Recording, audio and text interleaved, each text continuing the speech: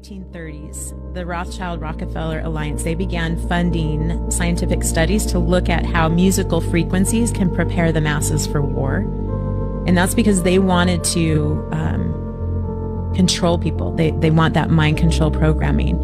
And so in 1938, there was a gentleman named Harold Burroughs Meyer, and he was a theatrical designer and a sound engineer. And he began developing techniques that would control the emotional response of audiences and to create mass hysteria. And so from there, you have this, this Rockefeller-Rothschild alliance. What they were doing is not only were they looking at ways to steer the masses, but they wanted to change the standard tuning of A to 440 hertz.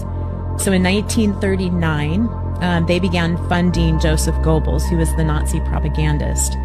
And at that time, Joseph Goebbels, he wanted to change the standard tuning of A. And so he organized a meeting in London to do that.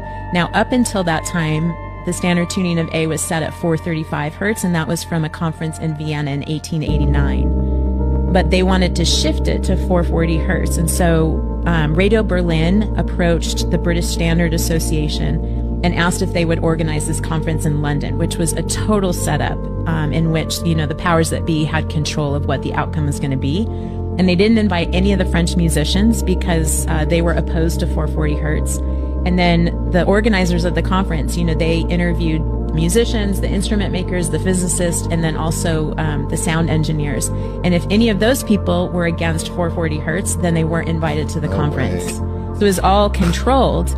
And, as a result, it's not surprising that the standard tuning of A was changed to 440 hertz. And that happened June 1939, just months before World War II broke out. And the timing of that is no coincidence because 440 hertz is a destructive frequency. And that, it can retrain our thoughts towards disharmony, disruption, and disunity.